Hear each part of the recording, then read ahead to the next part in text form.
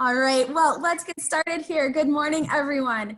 Thank you for joining us today. This is the next segment in our online workshop series, and today's topic is program selling in the next normal. So first, folks, we're really here to help you drive sales. And although everyone is muted automatically, just bring your questions forward through the Q&A function at the bottom or the chat. Either one works. That way you can get as much out of this as possible. We have people standing by ready to respond and answer your questions. Then after the webinar, we'll hold the panelists an extra 15 minutes to answer more questions live. And anyone who registers gets access to the exclusive materials that we're providing today, the slides, the recording, all that good stuff is really for you. If you're only able to be here a few minutes, that's okay. You will get this information later on today. My name is Stephanie Drago. I've been here in this industry for 9 years, working e-commerce and marketing and all things digital for over 20 years. So I'm glad to be with you all today. We'll be sharing pro tips, ideas from our experts in program selling. So first, we're going to get to know our speakers. So Mark Kroll, you have been with the company for 14 years as our business identity sales leader. So we're so glad to have you here today. Welcome, Mark. Yes, welcome everybody. Really excited to talk about program selling and setting up programs. Again, like Stephanie said, been with the company for 14 years in various different roles, everything from running a press to now here kind of in sales. So, but after 14 years, I finally understand what a bleed means. I can teach everybody what a bleed means in about 5 minutes when it pertains to print. So no good. So excited to present today. Thanks, Mark. And Marnie Slack, you've been here for 15 years driving program sales. So welcome, Marnie. Good morning, everybody. I'm pleased to be here. And really my hope over the next 30 minutes is that you'll snag a useful idea or a tool really to help you with your prospecting and really filling in the revenue gaps too. So thanks for joining us today. All right, welcome, Marnie. Glad to have you here. So let's talk about our priorities for today. When we talk about program selling, you might have heard this called relationship selling, consultative selling. I mean, I've heard probably a half a dozen terms for this. So whatever you want to use, you're welcome to use it. But I wanted to start today with some of the differences between program and transactional selling. So we'll start with that. Then we're going to move into the tactical information and tools that you can use to start accessing, assessing customers and putting together successful product bundles. So I think this will be really interesting for you. This webinar really does build on our last one called Profit with Print. So if you missed that one, make note to go back to that. We have it all on the YouTube page. And of course, we'll finish out today with live case studies. So we'll be going through a lot. We've surveyed webinar attendees, and it's really clear that the amount of experience in this group is huge. So even if we all know the definitions here, it's really important to point out a few. So I'm going to start with some of the definitions of program selling versus transactional selling, and we'll kind of share those as we go throughout this presentation as well. You should have the poll right there in front of you, and I'll share out those results in a minute. So since you're here today, I'm kind of thinking you might feel like you're a little bit more on the left side of this chart. You know, you're kind of dealing with more of those one and done type orders. But maybe this is really just the pandemic and your response to it. It's changed your entire ordering pattern with customers. Maybe right now, all conversations really are flowing around that budget and keeping costs down. So that makes sense. I get that. We're seeing that as well sometimes. So it can be hard to kind of move to the right side of this equation. So I'm going to share the results with you so that you can kind of see what folks are feeling and experiencing here today. So it looks like a wide mix. Some of you, about 30% of you, are doing transactional all the way, and that's 100% of your sales right now. Some have some transactional programs, or some transactional, or mostly transactional, goodness, sorry, but a few programs as well. And then, so most of you are kind of in that side of it if we combine those together. So just interesting to see that there. And it looks like we've got a few here who are doing mostly programs, but some transactional selling. So let's see if we can kind of move everyone and start thinking about how to go more to the right side of that chart. At the end of our 30 minutes today, our goal is that you feel more confident to take your next steps. What we're seeing is 96% of workshop attendees, such as yourselves here, report that webinars are making an impact on their business. So again, that is really our target here today. So I know I say this every time, but I'm going to say it again. Turn off your cell phones, shut down those distractions, use that Q&A feature or chat, and really focus on your next steps to growing your business. All right, so Marnie, I'm going to pass it over to you. Great. Well, thanks so much, Stephanie. The customer assessment is paramount to sales success. So over the past several years, as Stephanie has mentioned, I've been engaged in both transactional and program selling with our distributor customers. As you saw prior, transactional and program selling differ. The amount of solutions you talk about and the amount of people you engage with is also quite different. Selling transactionally, you may be more reactive to your client's needs. Here, you may be engaging with a marketing coordinator who is seeking a supplier for, let's say, a simple white full-color business card. They're concerned about seeing a proof and ultimately how quickly it'll ship. So that's a response to a singular product request. When selling programmatically, you're more proactive. The approach is quite different. You're engaging with several individuals across various disciplines and identifying a multitude of relevant products. So for example, you might be engaging with a marketing team who will be concerned with brand integrity. You also may be engaging with procurement who will be interested in cost savings. And finally, you might be engaged with the administrative team who is looking for the easiest path for managing orders and approvals. So again, something to keep in mind is that the program selling takes into account a multi-product approach and solving problems for more than one stakeholder. You're selling unique value to each influencer. So how might this play out? I'm going to walk you through a few different scenarios and share some tips you can use when assessing a client. So one might ask, who is a good candidate to approach for program selling? Well, the answer is it can be both. It can be your existing customers. So keep in mind that whether you're prospecting within or prospecting new, the approach is going to be similar. So first, let's take a look at the customers you already have. Are there opportunities where program selling makes sense? It's important to ask some qualifying questions. Do they have several locations that they're managing print for? Are they looking at measures for cost savings? Are they looking to consolidate their sourcing efforts? Do they have the potential for high revenue growth? Let's take a look at an example and a helpful tool to assess your customer portfolio and targets. So on the screen here, you're going to see a tool, and this certainly can take on many forms, either simple or complex. It's something that, again, you can use with your end customers, and the key here is to look for opportunities to move to a program sell. So for example, you're going to identify your customer. Look at the size of the company. How many employees do they have? What is their current spend? Next, take a look at the products. Who's doing the ordering and how do they order? What does that workflow look like? Again, it's really important to assess. So again, you know how to pivot and how to address technology. And technology is going to actually be something that Mark is going to be talking about here in just a few minutes. And also keep in mind that technology may be simple to you, but overwhelming to others. And we have a dedicated webinar that will be happening on November 4th.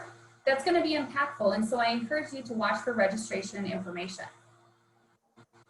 So now you can see that we have a completed assessment and what that might entail for my customer, Lakes State Bank and Trust.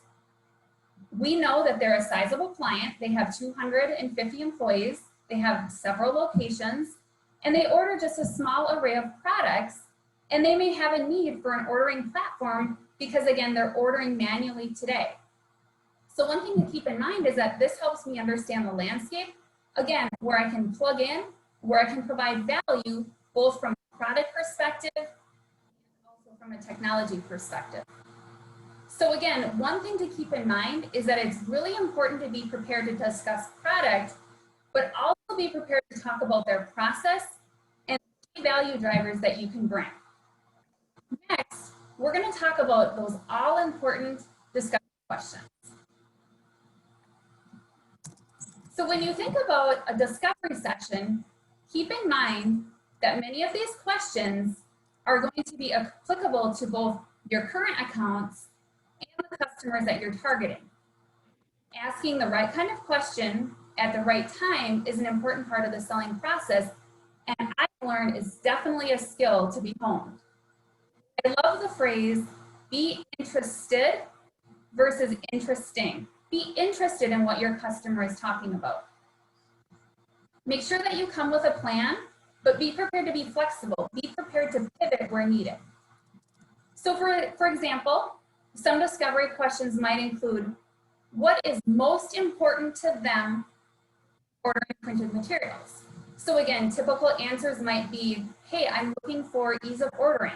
I'm looking for online proofing. I'm looking for brand consistency. I'm looking for print on demand. So again, listen for those technology mentions and product references. Another question that I like to ask is, who is the target audience? So typical answers might include human resources, the executive office, employees, vendors, and the general public. Again, listen for those key stakeholder groups, those who consume print. And really the last question that I like to try to get to is, have your customer describe their current and their desired solution. Okay, so a typical answer might include they order on behalf of others in the organization, or users order products but require an approval process. So again, be listening for the workflow and the multiple touch points or pain points as part of the process. This is important because then you'll identify and understand the value that you need to provide back to your client. White space, let's talk about white space. I'm sure many of you are accustomed to looking at white space either informally or formally. A visual can be important and really helps one, quote unquote, check off the boxes in terms of areas to pursue with your current accounts or those that you're targeting. We have suggestions for frequently used products by vertical. So for example, within the insurance industry, we know that they like to use stepped collateral with a personalized standard folder. We know that service industries use variable formatted forms for several locations. Now, how might you utilize a white space grid to fill those revenue gaps? One, you're going to identify the relevant market, whether it be financial, hospitality, healthcare, education, or otherwise. Two, you're going to identify your current customers within each of those verticals. Now what you're going to do is you're going to place check marks in the boxes that correspond to the products that you sell to them today. Keep in mind that white space is considered anything where there isn't a check marks. And think about how you support your customer with one access point for all products. So finally, be sure that you bookmark our help and resources and sales and marketing tools page on our Navitor.com website. And here again, you're going to find various flyers, product information, and market relevant content really to aid in your selling and help you prepare for those customer presentations. So now that we are prepared, Mark, what's next? Yes, thank you, Marnie. Great stuff. Before we take a look at the gateway technology or your platforms and what the product assortment might look like, let's take a look at the poll that Stephanie had posted in regard to what your technology comfort or if you're using technology today. Yeah, I just started the poll here, and you can actually answer multiple times. So depending on kind of what is your standard. So there's these, the gateway or the e-commerce stores are really important. And I know there's just there's a huge variety of, some folks on the phone might have their full store, some might have integration, some might be, just a content store and you take most of your orders through email. I mean, there's just such a variety here. So we'll share these results here as folks are putting them in there. I'll give it one extra minute. It looks like a lot of you are seeing the majority of your orders coming through email. That looks like 75% or so of you right now getting that coming through. So I think that's really interesting, and that'll kind of help us direct some of our comments and commentary here. So I'll end the poll here, and then I'll share those results so you guys can see. So yes, the majority are seeing most orders coming through email. Looks like some e-commerce, some phone orders as well. And some of you even wishing it was all e-commerce. So we get that too. I know Navitor took quite a lot of, transition to go from mostly phone orders to mostly online orders too. So we had to go through that rough patch too. All right, Mark, back to you. All right, well, great. It looks like, yeah, there's a variety of different ways that orders are being received and that you're handling your transactions. So what's good with Navitor is we have many, many different ways that you can send in your orders to us, or consider what you'd call your ordering gateway. We have all tried and true, the good old catalog that we still, one of the current providers that's still going to provide a catalog. If you need one, let us know. We also have our Navitor.com. So it's becoming one of the most used mediums to submit orders. On nav.com, you're going to find online templates, design templates, instant quotes. Reorders are an absolute cinch. Access to all kinds of tools and resources that Marnie referenced before. Again, it's a great, great place to be placing your orders. And also the next kind of more of the premium side of way that we can submit orders, or you can submit orders, is through a corporate store. And now the corporate stores is actually a portal that we can build for you. That's a brand specific, design driven ordering platform. Again, we can customize it to whatever your client's needs are. We can make it look like your store. But now what's awesome about these corporate stores is they can now self-serve themselves. Once we define what that product offering is going to be, we can actually set up those, whether it's a business card or a yard sign or whatever it may do, we can lock down the designs and only limit a few aspects of the card or the product that they can actually customize themselves. So it's going to reduce errors. You have brand control. You don't have to worry about artwork being uploaded over and over again. There's just all kinds of time savings that actually can be set up. Now with setting up a corporate store, there's a little bit of pain up front, not gonna lie. There's a lot of work to get those set up, but again, you're gonna be working with myself or Marnie or somebody else great from our team to get that all implemented and rolling. So again, that's more on that premium side. It's a great tool to have when it comes to ordering. And then also last but not least is actually full integration. So for those of you out there that actually have your own e-commerce platforms, we can actually, well, hopefully, most e-commerce platforms we're able to actually integrate with. So the orders are actually placed on your site and they electronically send directly over to our manufacturing facilities. So again, it's super, super easy to send orders over. And again, there's various different things. And again, we'll get more into that on that webinar on November 4th to what the specifics are, which is the best case scenario and that sort of a thing. Now with those last two, the last two platforms, right, that corporate store and that full integration. Again, we're not just going to set that up for anybody, unfortunately, but again, we generally want to look at, those of you that have clients that are doing business of $5,000 or more, because there's a lot of time and energy that have to be spent. So we need to make sure that there's going to be payoff for both you and us. So again, before we start those discussions, we're going to look at and we're going to assess, what kind of sales can we, what can we expect, or maybe you already have in the pipeline that we can just make that ordering process much, much easier. And second on the list here is you got product, right? So we all understand what upselling and cross-selling is, but with upselling, there's an example, right? You're taking a basic product, showing them something a little bit fancier, a little bit nicer, and having them buy that more premium product. Business card, you're going to be, there's tons of different ways that you can upgrade a business card. Your customer may be looking for that 80-pound vellum with black ink, pretty basic.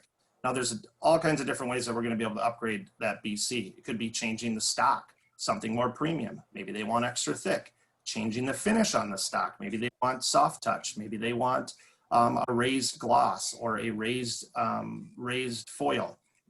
There's lots of different ways that we're going to do that. And of course, any one of those changes going from that basic card and moving up is going to change that AOV and actually increase the AOV and the profits for you and for your sell. So again, what's important with that is in order to do that upselling, you need to be aware. You need to be aware of all the different products that we have to offer and that we're going to back you with. Again, so make sure that you are signing up to Navitor.com, asking for one of our catalogs to explore that and to understand. And if there's products in there you don't understand, make sure that you're reaching out to us in our CS groups so we can help educate and help you along. Because again, sometimes print can be scary. Certain products can be a little bit scarier, but again, we're here to help you. Now, in the sense of cross-selling, obviously this is where you're going to see the most growth and opportunity. Here's your chance to expand. You maybe have started with that business card. You may have started with a name badge, stamp, window cling, folder, whatever it may be. But again, you're starting with that immediate need that your client has, and then slowly grow that offering. Using that white space checklist that Marnie mentioned before is a great, simple tool to use to figure out, where am I missing? What are those gaps? So again, you need to be prepared and be ready to expand that print portfolio with each one of your customers. Start with the BC, land some folders. Folders might lead to some signage. That signage could lead to, yard signs, so on and so forth. And hopefully it snowballs into more and more products. And again, most of the products that we offer, whether it's a label or a yard sign or a business card, they all tie together for a lot of different verticals, and a lot of different verticals are going to be using many of those. So really the goal is, when you're cross-selling, is try to become that one-stop shop for all the print needs that your clients may have. So let's take a look at some of the products that have been kind of popular in the current state. A lot of these products are going to communicate safety, direction, and hopefully the next couple of slides will kind of show you that natural progression of where you're going to start with a starter product, and then you're going to kind of move up from there. So again, in that let's get started phase, might be starting with, you might be prospecting a new customer. You might be presenting something new to a current client. Many of these products, they have a starting quantity of one. You can order one table tent. You can order one, floor decal or window cling. And then you can kind of move from there when you get into those quantities and that sort of thing. So again, with some of the products, you don't have to worry about those the minimums to hit with this. Again, we'll start with one. The ordering in this phase is going to probably be, you're going to be reaching out to our customer service group for some help, or an account manager, getting some advice, working with us, getting educated on the product. Because again, it might be new to you as well. But again, we're here to help you make sure that you're ready and prepared to sell that. The buying pattern in this stage is going to be more like, more of that one-off order, that transactional that we spoke about before. It may seem like a lot of work for some, for a smaller order, but importantly, and really you're building that credibility and that trust to your client, that they're going to reach out to you for more things. Because you know what, you just fulfilled a need they had, and now they know that they can go to you for something else. And again, with the breadth and depth of product that we have, really the sky's the limit in regards to what can and cannot be, what we can do. So the next phase is going to be your let's build, right? So you started with that starter product. So now it might be growing, maybe not necessarily in volume, but now this is where you might be expanding that product offering. So your foot's in the door, you're expanding these products, you continue to build that portfolio. You started with some floor decals, maybe a cling or two. Now you're looking at providing some outdoor signage, maybe. A-frames, yard signs, big banners that say, hey, everybody, we're open. Again, these are all real products that are being ordered in our plants right now, every day. Because again, communication is super key at this point for businesses to say, hey, we've gone through our due diligence to make sure we're sanitizing, we're keeping safe, social distancing is a must, wear your mask, all of those different things, again, need to be communicated. And we have perfect product to communicate that to, their customers, for your customer, of course. Again, ordering here, you might start using Navitor.com at this point. You may understand that now that you're expanding that offering, that it's a little bit hard to manage all of those manual orders and keeping track of the POs and everything else that you have going on. So if you use Navitor.com, and now you can upload the artwork, you can reorder it. It's a really simple reorder process, and you can kind of keep moving from there. In the buying pattern, again, reorders might begin at this point. So, hopefully, you can see some of those consistent reorders. And again, we simplify that for you, via Navitor.com. So the last stage, kind of the ultimate goal that we want to all get to, is going to be that full solution, or getting really truly into that program, like a full-blown program selling. So now you're that one-stop shop for the client's print needs. A brand standard is recognized across multiple products. It needs to remain consistent, and needs to remain, the same across the board, right? So your buying pattern now is you're going to be fulfilling orders and reorders for multiple locations. You're going to get more personalized products for employees, right? As the number of employees and they open that trust and allow you to open more products. And you might be looking at name tags for every single employee. In retail, there's high turnover, so you're going to see reorders for something like that. You have your business cards, you have envelopes, you have thank yous. There's a variety of different products that you'll be able to set up. And at this point, you may be having conversations with us and be like, you know what, maybe it's time. This client has enough products and their reorders are consistent enough that, hey, talk to me about that ordering portal that you have, that corporate brand store that you have. And again, reaching out to us, we're going to absolutely help you out in that, in regard to that. So again, opening up one of these corporate stores is going to save time, cost, and sanity, most importantly. Again, all their personalized print are now at their fingertips.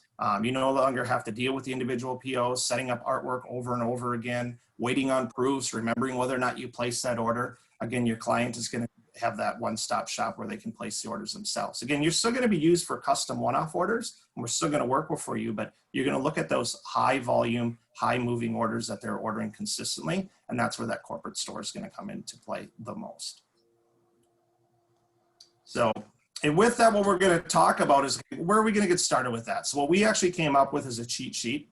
It's going to cover, we have 4 different verticals. We have financial, education, automotive, and healthcare. And again, after this webinar today, we're going to actually provide you all with one of these cheat sheets. And what you can see, it's kind of set up, it kind of goes along the lines of that white space print and portfolio assessment. And what this does is it helps you understand what kinds of products are being sold in the insurance, in banking, in financial planning and investments. You know, you may start with those business cards and stationery. You may move over to signage and then labels. Again, so we have these great cheat sheets that will help you just think of different products that you may not have thought about before. Oops, sorry about that. That you may not have thought about before, and you can now present to those customers. Now, we've presented all kinds of different tools and some different ideas around growing your business, evolving, you know, that transactional ordering to becoming that full solution, or, you know, that full solution print provider for your clients. Here's a couple case studies that Marty and I have personally been involved in. And I think it'll help kind of bring it all home and kind of show you what can be done with just a simple order and just asking those questions and having those discovery sessions with your clients. So Marty. All right, great. Well, about 18 months ago, one of my distributors who I worked with approached me about indicating that their client was looking for a managed print solution. And so over the course of the past couple of years, early on, we went through a discovery session. They took that back to their client. At the time, their highest priority was business cards. And so after about 4 months of performance, they came back to us and said, what else do you have? And so we went forward with forms business, and we started really checking off the boxes. And incidentally, the new environment has really allowed us to talk about other products that they hadn't thought of. So for instance, safety signage and personal hygiene reminders. And so less than 24 months ago, we started talking business cards, about $18,000 in business. This year, we are on track to exceed $400,000 with our customer. It certainly hasn't been easy, but definitely has been an opportunity. And so again, I think the biggest success here is that our distributor took the information they gleaned from the discovery session and went back to their client and put the tools in place. And so that's really meant big business for both Navitor and our distributor partner. All right, thanks, Marty. And my case study that I personally was involved with actually is still ongoing. It's a little bit, it's kind of interesting because during the time of COVID, you know, you think that there's a struggle. And with my client, he was 100% promo and apparel. He did zero print, had little to no experience. You know, the first couple of orders, you know, he reached out to us because again, he realized he needed to supplement some of his down promo sales. So he said, let's give print a shot.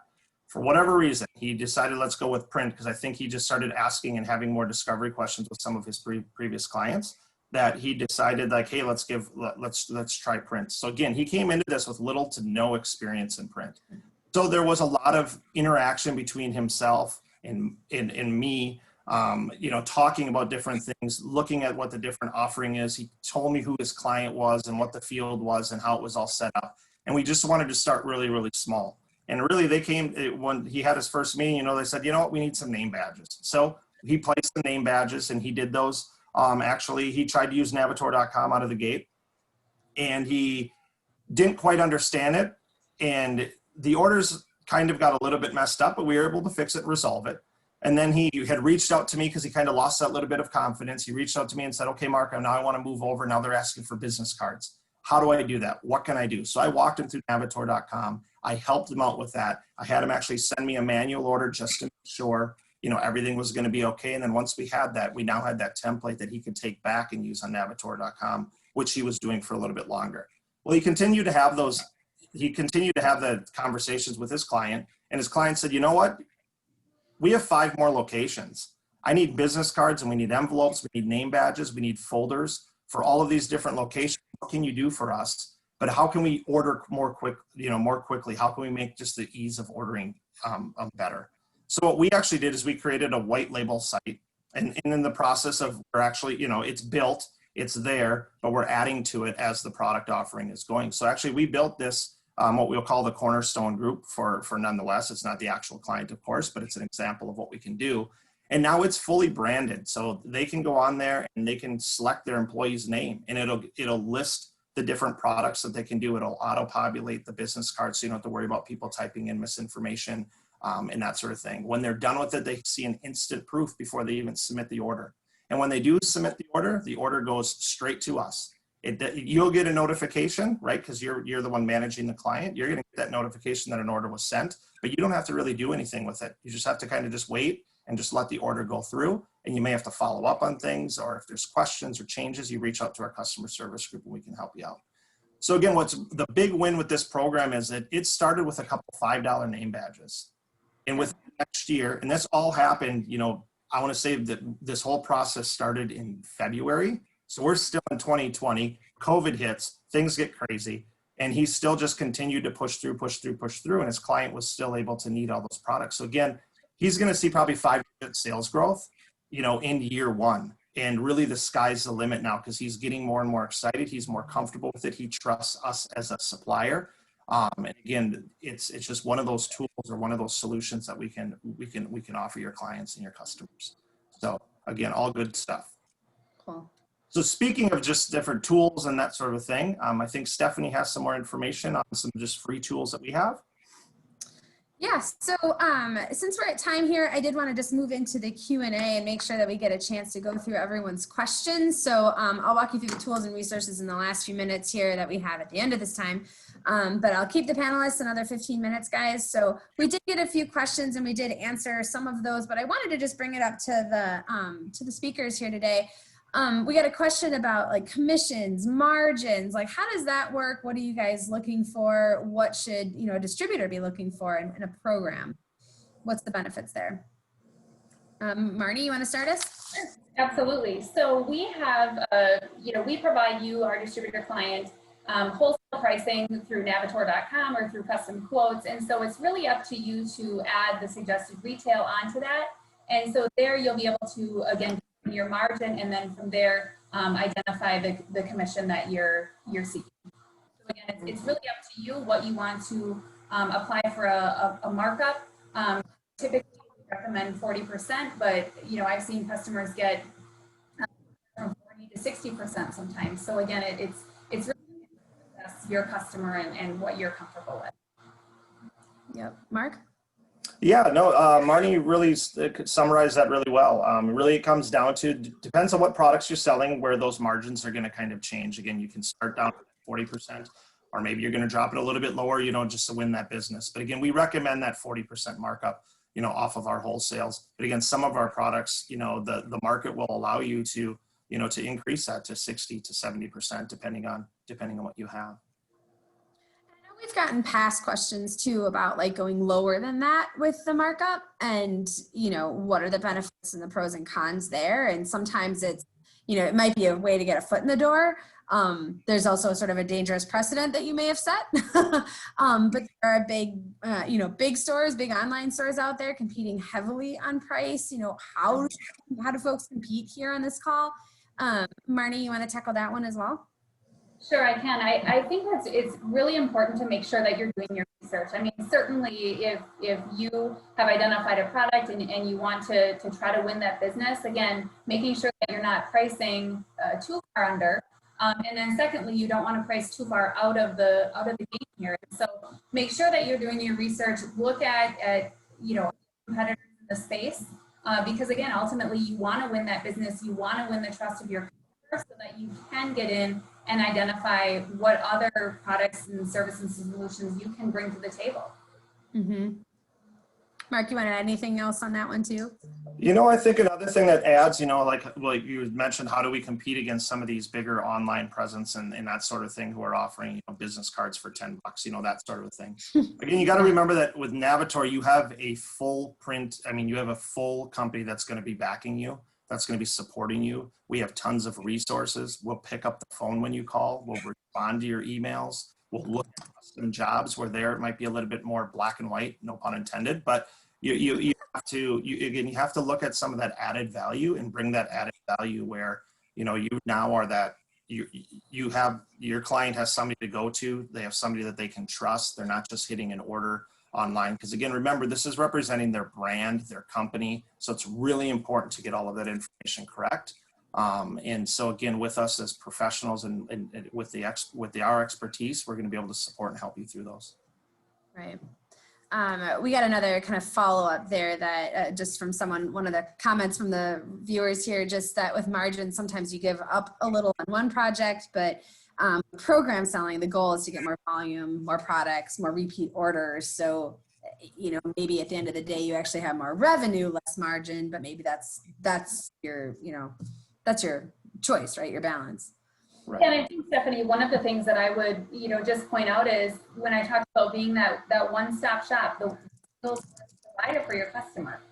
Think about the administrative savings that both you and your client will achieve by, again, coming back to a one solution provider. Let's say that they're sourcing, name badges with somebody and banners with somebody else and booklets with somebody else. I mean, think about the time savings that they could achieve just working with you all and ultimately.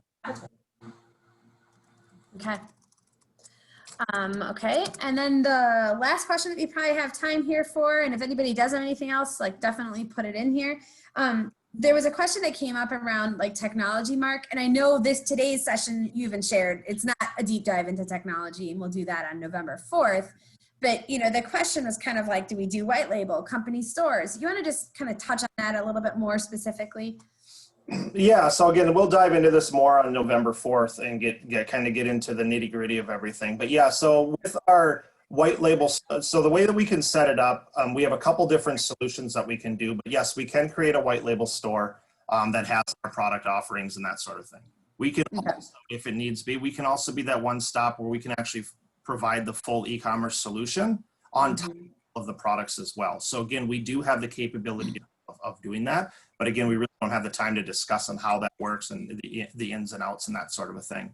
And then again, also we have that, like we discussed again or before, was the API integration, where if you already have your own platform, well, you can either punch out to right? So you might not have business cards and stationery or signs or anything like that on your site, but what we can do is we can create that back end where you'll punch out, your customer will punch out, and they'll actually use our configurator. And then once they submit the order, the order will go back into your cart, and there's a lot of different ways that we can. I mean, again, it's a long way to discuss it, but again, there's multiple solutions that we have to offer, to make this ordering much easier. As far as Navitor.com is Navitor.com. We don't have a solution to truly turn that into a white label site for you. So again, so that is what it is. But again, that's a great place to start is there. Okay, thanks, Mark. Yeah, and I think sometimes it can get a little technical. Well, it does get technical. Like you say, it is complex. And I think the main question to ask is, do you have a cart? Do you have your own cart that you want to use? Or I think it's around the cart. It's really kind of what it comes down to. And we can hook in either way. If you have a cart, absolutely, you don't have a cart. So if that kind of simplifies it a little bit too. I do have one more question I wanted to throw out, guys, is will we allow distributors, or do we allow distributors to use their own shipping accounts to order on Navitor.com? Is there sometimes the pricing can be high for business cards, if you're getting a small order, sometimes the shipping maybe it feels different, out of whack with that maybe. So what is your thought there, guys? Do you have any experience there or insights? Yeah, we do allow for third-party shipping to be used within your account. So Okay. yeah, if you have really great deals, we can actually program your account to use that third-party shipping, as long as that third-party shipping is, you know, if it's via FedEx or UPS, as long as you buy it and you use UPS as the shipper, then it's going to use your account. But if you decide that you need to use FedEx, it's going to default to our, you know, our FedEx account and that sort of thing. But yes, we do allow that. There can be some small fees that are, you know, like a processing or handling fee. So it's not your shipping completely. Again, we still have to be able, you know, there's still a nominal fee, like I said, that will be applied for the orders that are sent out. Great. Okay. Thank you, Mark. That sounds good. Okay. All right. I think we've got the questions. If there's anything else that comes in, just let us know. We'll have a survey at the end too. You can add more questions there and we'll get right back to you.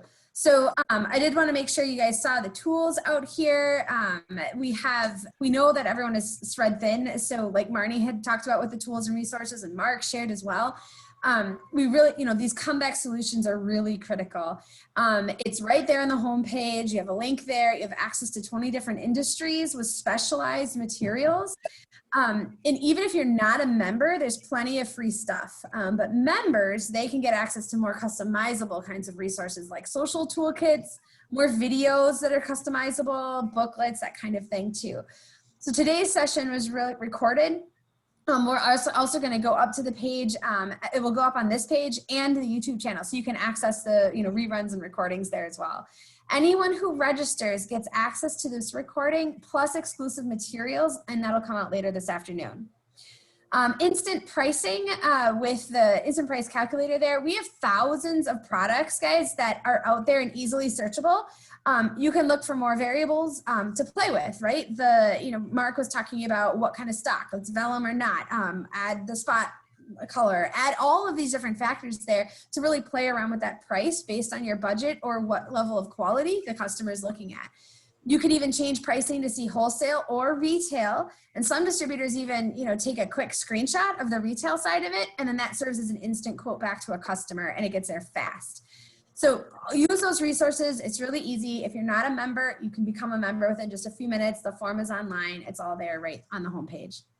So last, like I said, we would appreciate your feedback and have provided a link in a quick survey. So as soon as you log off the webinar today, you'll see that survey. We really would appreciate that.